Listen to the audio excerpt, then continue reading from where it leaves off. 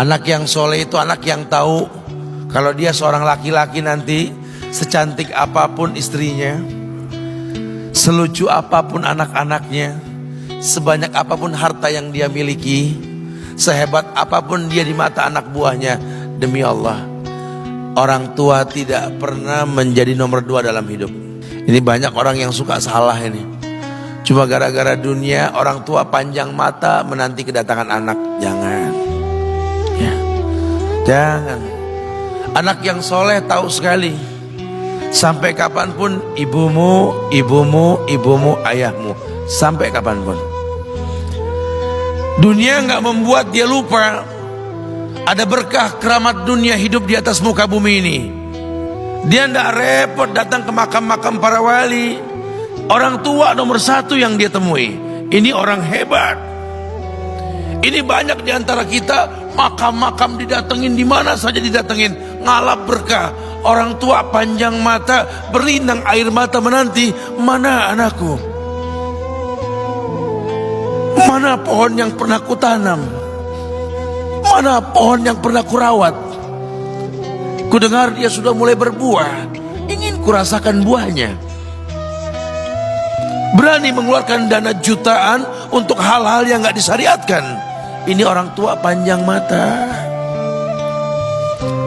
Rela ndak rela, orang tua kita akan mendengar dan melihat. Ma, aku pengen nikah, aku pengen berkeluarga, Ma. Ya orang tua ya seneng lah.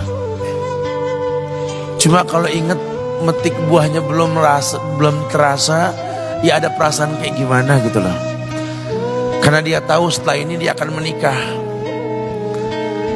Bahwa anak orang ada kehidupan yang berbeda yang bakal dia rasa. Orang tua makin hari makin rentan, bukan makin seger. Yang perempuan dibawa orang, ya Allah. Baru kemarin perasaan mainin poni, ini anak perempuan kita, betul. Baru kemarin mainin kepangan rambutnya, ya Allah. Ya Allah, baru kemarin perasaan saya titah dia, titah, ya Allah. Belajar jalan, bisa berlari bawa sesuatu, coret-coret tembok, aduh Masya Allah. Sekarang udah gede, dibawa orang, ya Allah, Masya Allah. Yang laki dekat sama mamahnya. Baru kemarin tangan mungilnya kita tuntun, kalau kelepas dia nangis, betul. Sekarang tangannya keker besar, tangan ibunya keriput, betul. Mau nangkep tangan anak pun sudah mulai susah. Membawa anak orang datang dengan gagah, cium tangan, cipika-cipiki, udah. Ma, kita jalan dulu Ma ya. Udah Mama, udah. Digandeng tangan kekasihnya, dirangkul pundaknya. Ini anak laki ndak tahu ibunya kayak diiris-iris jantungnya. Dia lihat tangannya yang keriput, ya Allah. Udah berapa lama tangan ini nggak dibawa sama anak ini? Udah berapa lama tangan ini nggak digandeng sama anak saya? Kita merasa bangga akur merangkul istri kita, ibu kita ngelihat pundaknya. Udah berapa lama pundak ini gak dirangkul seperti itu, ya Allah. Dulu aku berdandan secantik-cantiknya, ku dandankan anaknya, ku bawa di hadapan kawan-kawanku bangga. Lihat anakku. Tapi dia gak pernah berdandan rapi membawa aku ke hadapan teman-temannya. Lihatlah ibuku. Ibunya sudah kebayang, ya Allah, ini anak bakal minta nikah sebentar lagi. Yang wajar kalau orang nanam pohon pengen metik buah, wajar. Ini buah belum terasa, pohon sudah mau dibawa, kebayang tidak? Ya Allah. Mulai dia kebayang. Sehingga rasa-rasa seperti ini menjadi tumpukan rasa di hati orang tua kita, yang nanti pada akhirnya dia pun bakal kembali ke hadirat Allah, kita pun bakal kembali ke Allah, betul? Sementara yang namanya kemuliaan datang dengan cara sabab yang benar. Ridallah fi ridal walidain wa sukhtullah fi sukhtil walidain. Ridanya Allah ada di ridho orang tua, murkanya pun sama. Karena semua ibadah yang dia lakukan berujung pada surga.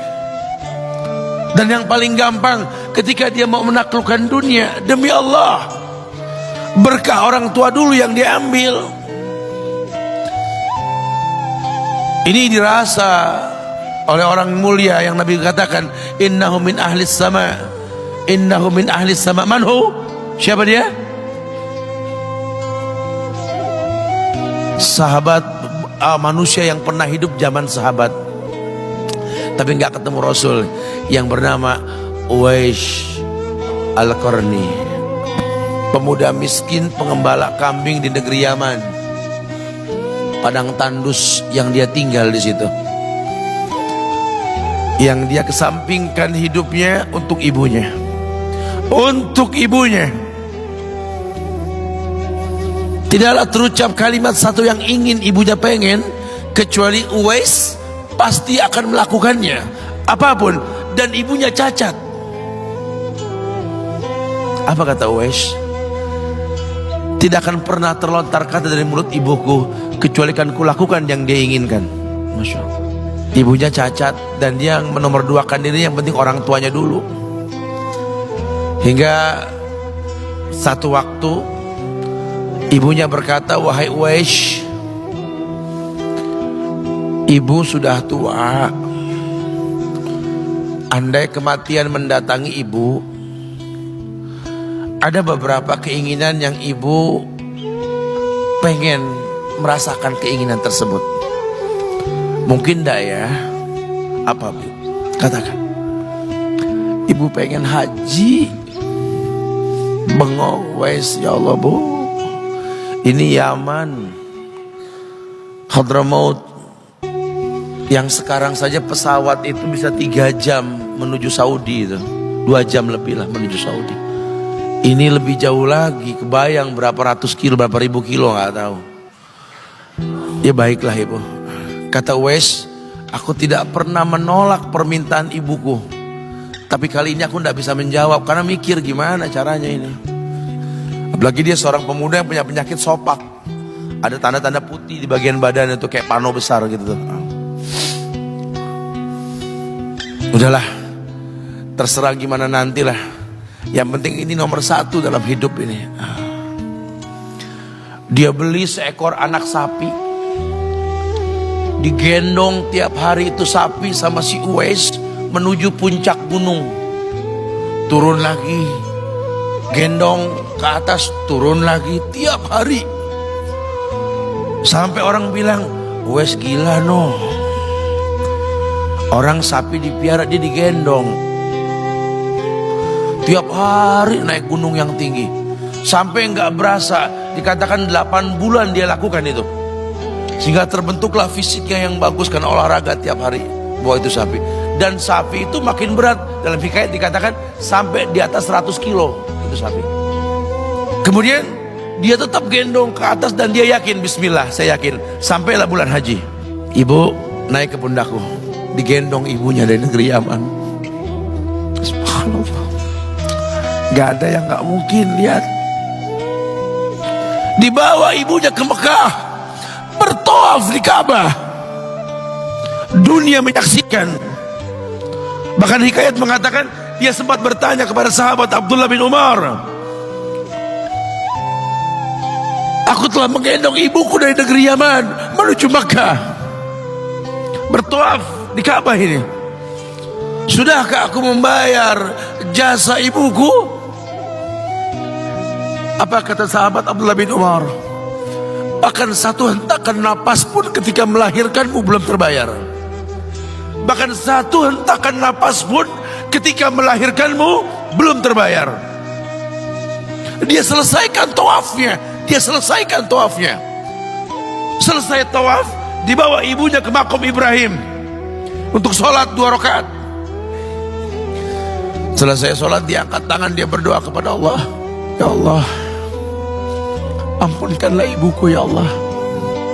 Ampunkan ibuku ya Allah. Masukkanlah dia ke sorgamu ya Allah. Masukkan dia ke sorgamu ya Allah. Ibunya berbisik, Uwais, sudahlah, mintalah pada Tuhanmu ampunan untuk dirimu dan sorga untukmu. Wallahi wahai ibu, Allah ampunkan kamu, Allah masukkan kamu ke sorga, cukup untukku. Ridhomu yang kubutuhkan wahai ibu. Lihat, manusia saleh, hasil doa Rabbi habli minas solihin. Lihat, makanya ketika Nabi mengatakan innahu min ahli sama, ini manusia penghuni langit. Umar, Ali, temui Uwais.